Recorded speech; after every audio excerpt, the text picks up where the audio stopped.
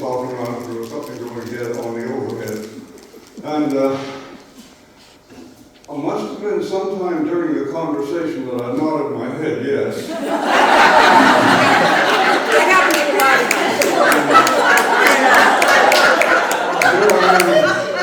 Here I am on stage about to make a grand fool of myself. You're not alone. Once I realized what I had committed myself to, I asked Chris, my beautiful trophy wife, what she thought I ought to do. She said, "You're going to do the Saga of Little Nell." I said, "I don't know, that might not go over too good." She said, "You're going to do the Saga of Little Nell."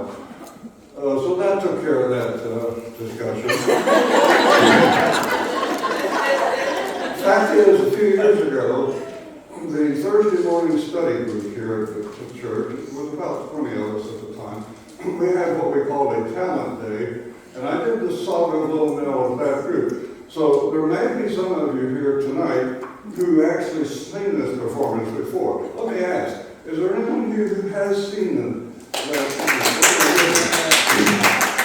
Quite a few of you. Now, I'm sure that most of you are sitting there wondering why you have to go through this fiasco again. So I would suggest that if you're going to leave, now would be a good time. In fact, I'll make that offer to all of you. If at any time during this performance you feel like you've had enough stupid for one night, please feel free to leave. I will understand. I'll be offended, but there's another thing that I need to tell you. In fact, I think it's a law that I have to tell you. There is quite a bit of adult language in this performance, and some nudity.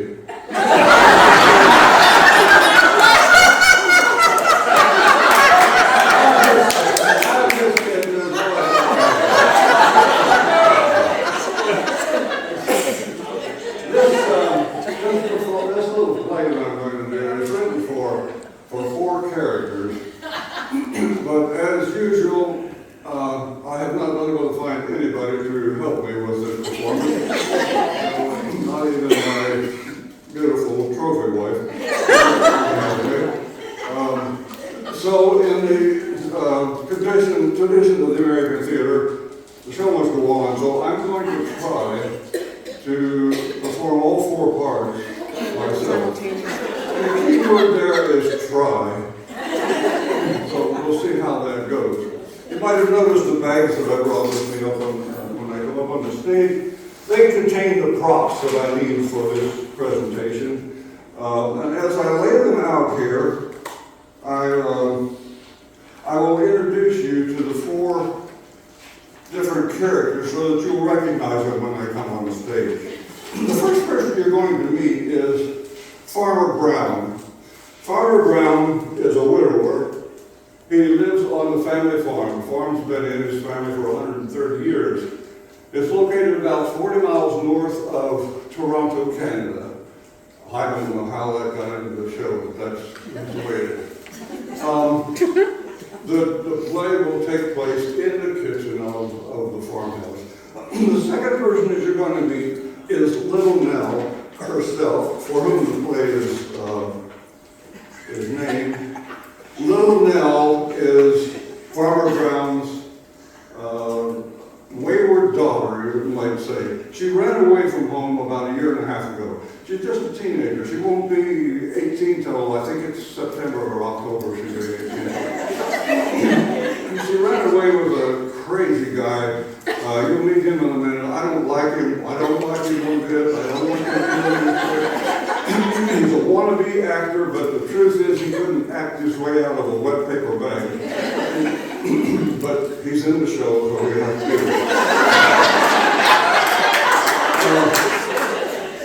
Just a question. This isn't too much drag, is it?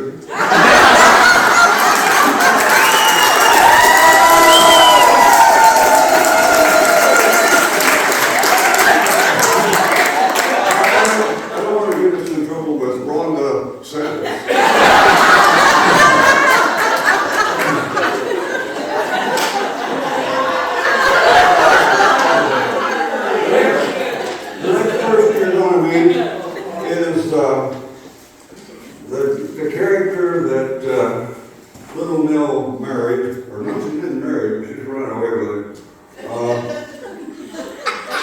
His name is Alfonso Whiplash.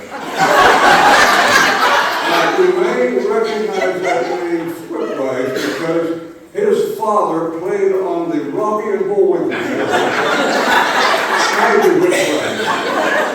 Alfonso makes his dad look like a Cub Scout.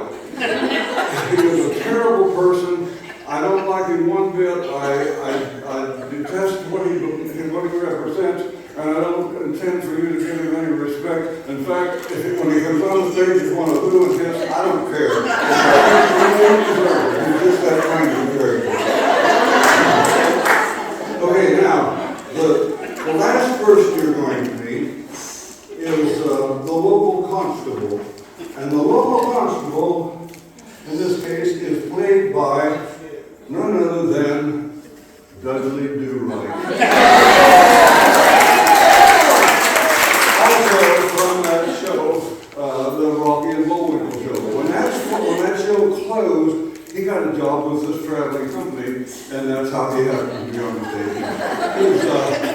If you've never seen him in the Rocky and Bullwinkle, you don't know. He's Canada's version of Barney Fife. And they both kind of stumble around through life, and meanwhile, they do as good as they can, but they both carry a gun, but they aren't allowed to have bullets in it. I think, if I remember right, they've been issued one bullet, but they have to keep it in their shirt pocket.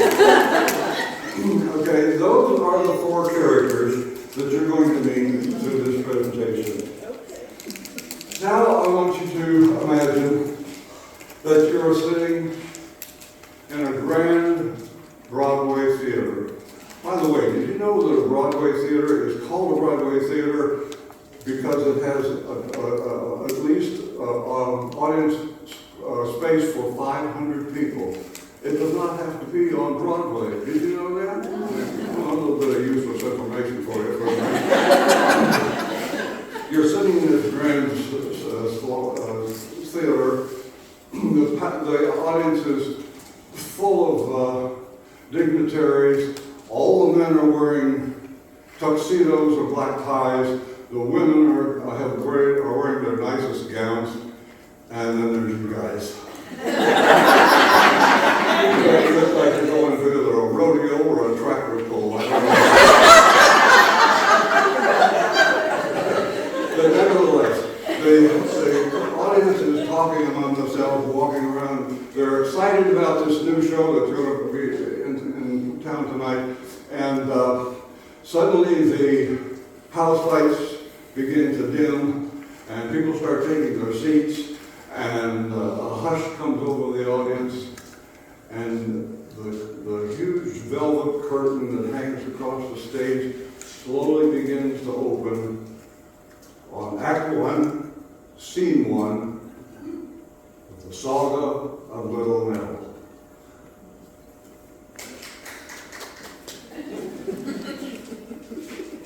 That may be the only applause I get. Thank you, whoever you are.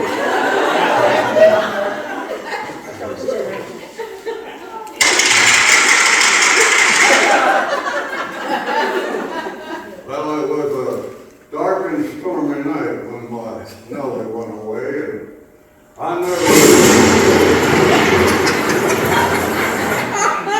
don't need that. I never shall forget it till my dying day. She was a sweet 16 and the village queen, the prettiest darn gal that the valley's ever seen. And the farm ain't the same since Nellie went away. The roosters won't crow and the hens won't lay. So in this winter, I'll hang a light, 40 below zero. Good grief, what a night. Knock, knock, knock. Oh! Knock, knock, knock. Oh! Knock, knock, knock. Oh! Well, who's that knocking at my door?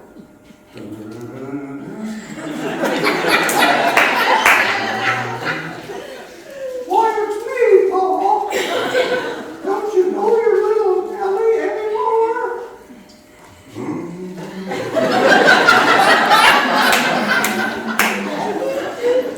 Well, where's that actor fella that used to call you honey? Did he up and leave you when you asked for money?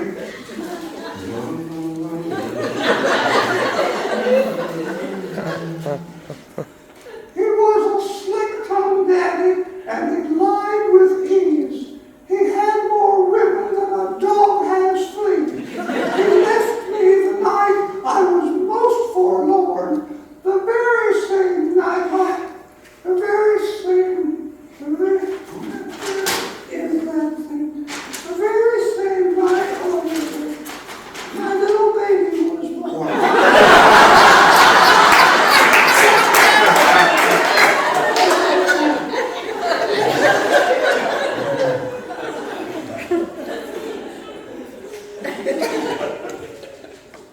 Is that your baby?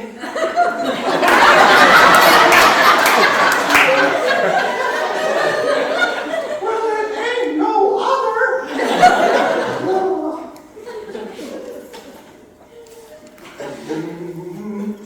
Well, it's the very spitting image of your poor dead mother. But you can't stay here with that there child.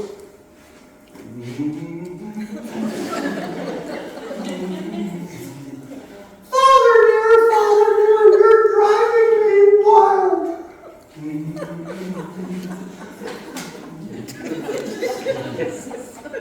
Hark! That wasn't in the original script. I put that in there to give it some class. I borrowed it from Willie Shakespeare. Hark! What light through yonder window pane? It looks like someone is coming up the lane.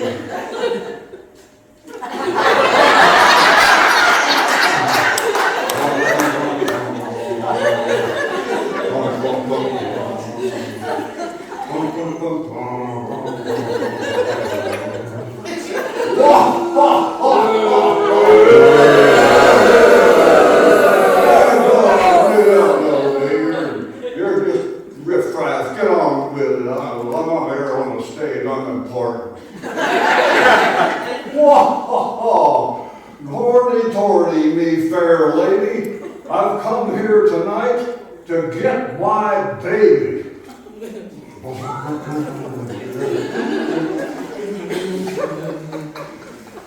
You can't take my baby!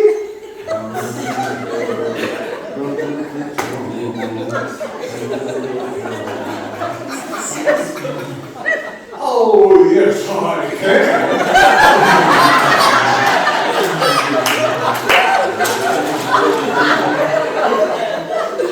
Oh, no, you can't.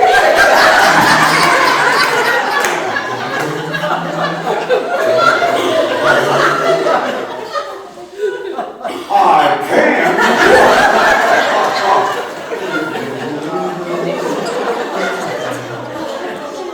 You can't.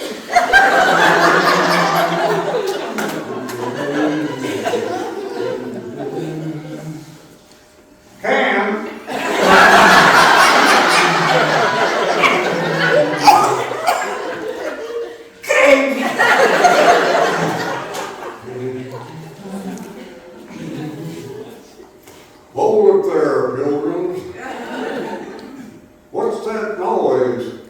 It sounds like a mule.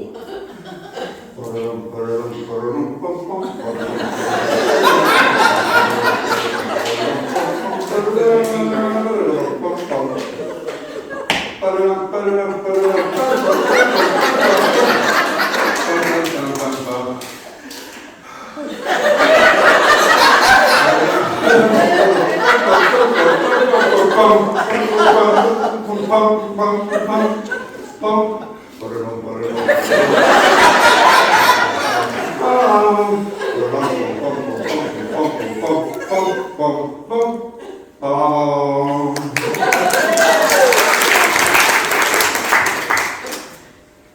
ain't no mule, you crazy old fool. Can't you tell by the badge? I'm a constable. What's all this ruckus, pray tell?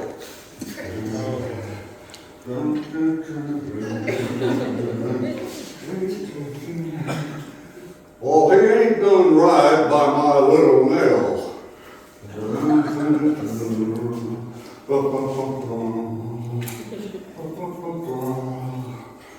Oh, yes, I have.